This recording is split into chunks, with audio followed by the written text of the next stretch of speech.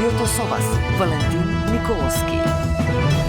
Почитувани гледачи, добро вечер. Вечерен преглед на најважните вести и теми на денот. Трагична несреќа на градилиште во Кисела Вода. При одрон во јама еден градежен работник загина. Тројца се повредени, од кој еден потешко.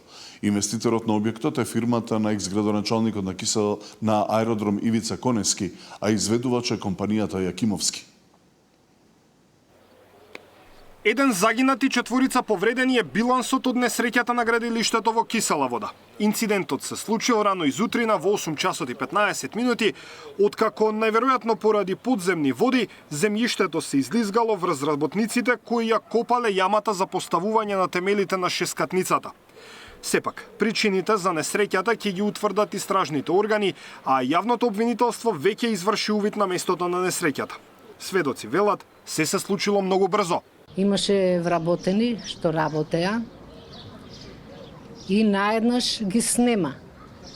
Само видов глава од едниот што силно викаше помош. Јас во моментот се стресов, се исплашив, се симнав доле, почнав да викам и почнаа луѓето да се собираат. Први на помош пристигнале нивните колеги, но и соседите. Во истиот момент тие од надвор што беа околу од вработените, одма зема лопати, одма помош фрлија блузите по кратки ракави и откопуваа со лопати, пошто со механизам не можеше. Дори велате со раце се влечела? Со раце, по кратки ракави, со раце влечеа земја да помогнат да спасат. После истрча и други нели од околу, пошто сите више почнаа и од зградава да реагираат. Првично на ургентен биле однесени тројца работници, но во попладневните часови однесен е уште еден. Тројца од работниците поминале со лесни повреди, а само еден со потешки.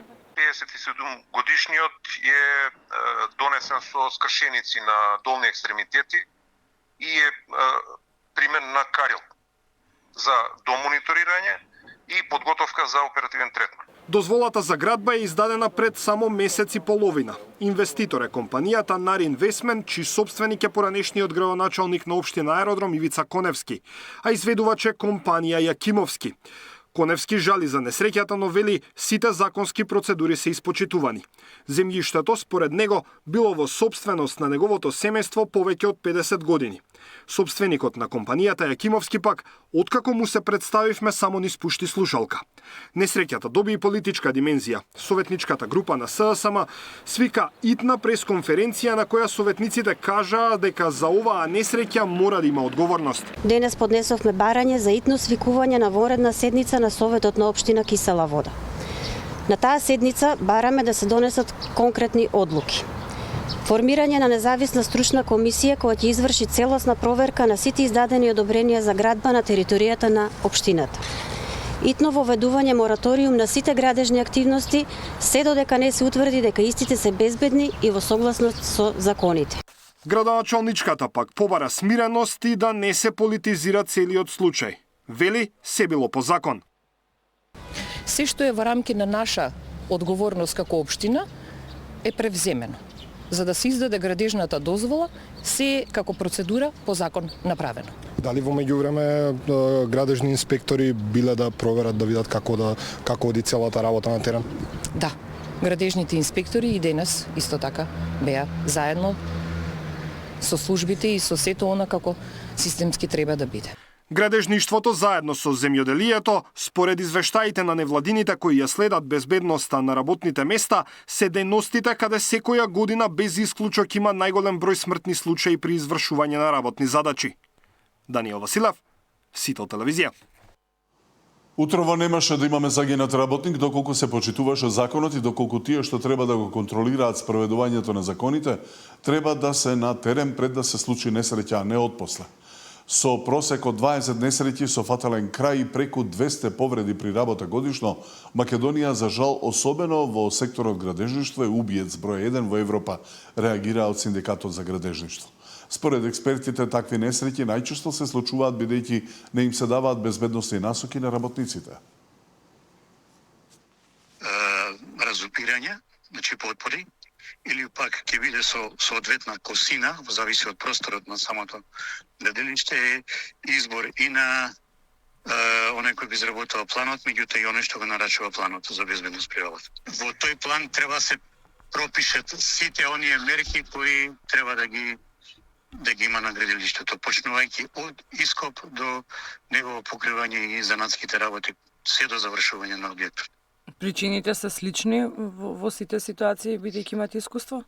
Во тие ситуации што до сега, значи беа, причините беа непреземање на мерки за безбедност при работа.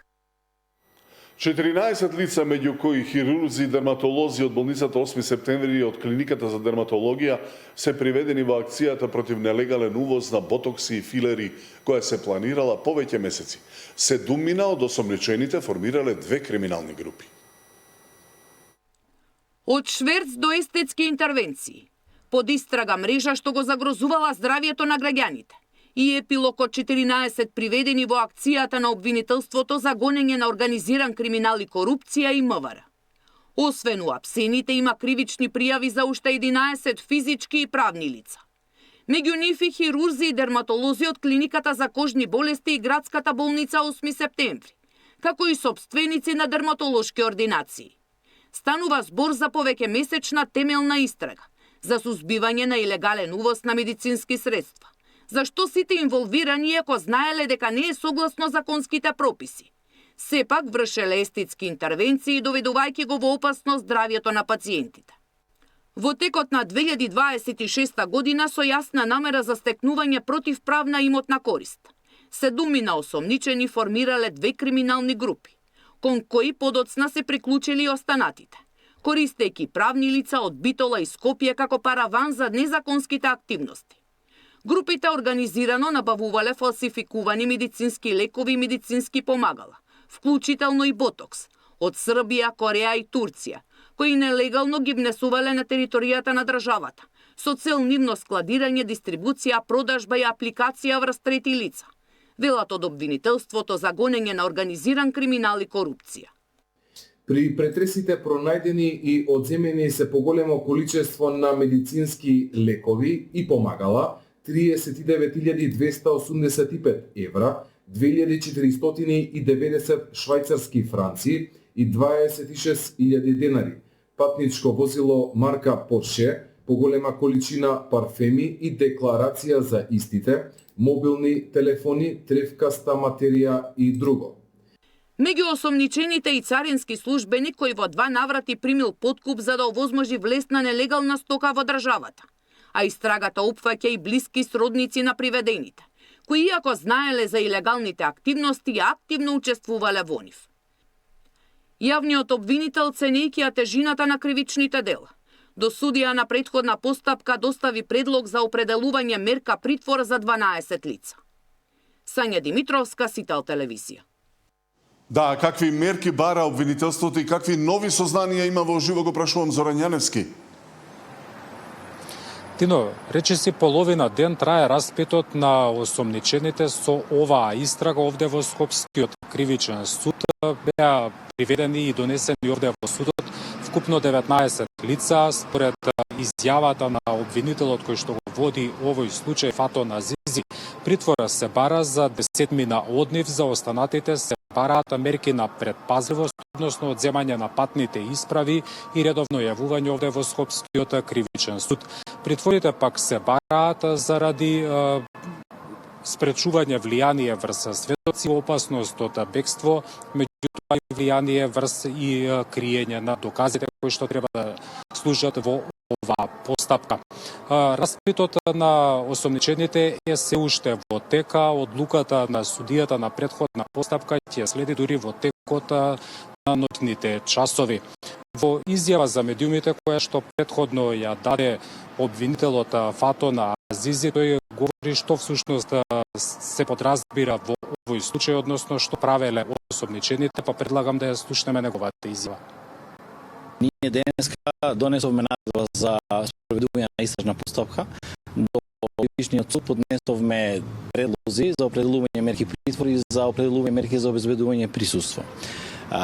Поточно против 10 лица поднесовме предлог за определување мерка притвор, а против другите поднесовме предлози за определување мерки за присуство.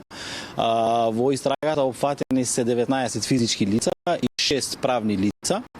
Со тоа што се од 3 града од државата, моментално претресите се уште траја до скоро, се собираат докази. Во текот на вчерашниот ден и денеска се вршеа претреси во неколку локации, беа приведени неколку лица, сите тие беа денеска изведени пред судија на претhodна постапка.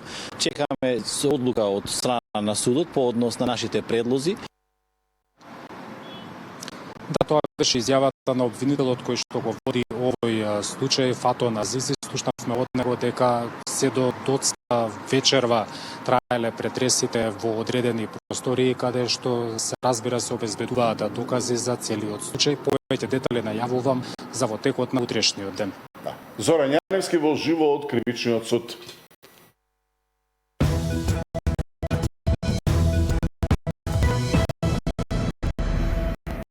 Измените во Законот за влада и во Законот за пратеници денеска беа главна тема за партиски препукувања. Опозиционерот Филипче смета дека најавата на премиерот Мицкоски дека за забраната за двојно државјанство на пратеници ќе се консултираат и правни експерти, значи ретерирање од првичниот став на власта. Вчера премиерот Христијан Мицкоски ретерираше од најавениот закон од неговите пратеници да помане за тоа да пратениците немаат двојни државјанства. Како ние може да веруваме дека министри во владата кои што имаат двојни државјанства не работат за интересите на туѓи земји? Како може да сме сигурни? Тоа е причината зашто ние го правиме сето тоа. Зашто предлагаат еден закон, па ретерираат кога ние кажуваме дека и предлагаме не од следниот состав, од сега да важи. Затоа што сите огромен дел имаат бугарски пасоши затоа. Затоа што не се заинтересирани за прогресот на земјата, ете затоа. Затоа што утре може комодно половни да се кандидира на избори на Бугарија. Филипче не отстапува ни од ултиматум дека по измените на Законот за влада, со кои се укинува техничката влада за вторите поред избори, СДСМ ќе напушти работната група за изборниот законник. Да, апсолутно. Значи и аргументиме зашто таа президентска влада треба еве ќе повтори. Притисок врз општеството, закон за полиција со кој што експертизира целосно полицијата, сите кои што имаме сериозни сомнежи врз основа на историјата систем дека ќе се злоупотреби и национален сервис. За власта зборовите на лидерот на СДСМ се на политичар во паника. Филипче конечно си ја кажа маката. Суди и обвинители ќе испорачуваат правда, а пречката за ЕУ не е Бугарија, туку Мицкоски. Ваквите тези може да ги каже само исплашен бугарски привезок, чија храброст, морал и пари се во фиоките на бугарското разузнавање. Гордите носители на златните визи од Дубај, последни се што имаат право да зборуваат за било што поврзано со државни интереси. Ова што денес го прави СДСМ не е политика. Ова е паника, велат од ВМРО ДПМН. За председателката Селјановска пак нема правни пречки да се забрани двојно државјанство за сите функционери. Треба да се однесува и на председателот на државата и на министрите. Со ваквите решенија не се навлегува во можноста за двојно државјанство, туку за тоа дека за определени функции не може да имате двојно државјанство. Значи, доколку сте имале двојно државјанство претходно, во моментот на стапувањето на функцијата, тоа треба да престане. Селјановска потврди дека ќе го потпише указот на измените за Законот за влада, бидејќи она смета дека техничката влада и досега била неуставна. Сепак апелира дека е добро, како што со диалог била воведена, со диалог и да биде укината. Двете законски решенија, и оние за државјанствата на пратениците, но и оние за техничката влада, се во собраниска процедура и очекува наскоро да бидат донесени. Катерина Нешкова, Сител телевизија. Дали коалиционите партнери од владата се консултираат со вреди за измени во Законот за пратеници и дали е потребно укинување на техничката влада, беа дел од прашањата за градоначалникот на Чајки иден ко председавач со партијата Вреди Изет Меджити. Експертскиот тим, значи на правници во Влен, значи работат на ова прашање да биде решено како што треба, бидејќи да не се судиме, да биде и законско и да не се суди со уставот утреден да се оспори. Ние имавме парламентарни избори, имавме и локални избори. избори, кои што е меѓународниот фактор, беа оценети како најдобри, најрегуларни, најдемократски избори и опозицијата ова го прифати и го кажа, така да Македонија е вратена во нормала и нема потреба од експериментирање и од такви модели кои беа за ненормални услови или во услови од 2015-16. Доведете во 23, останете со програмата на Сигнал.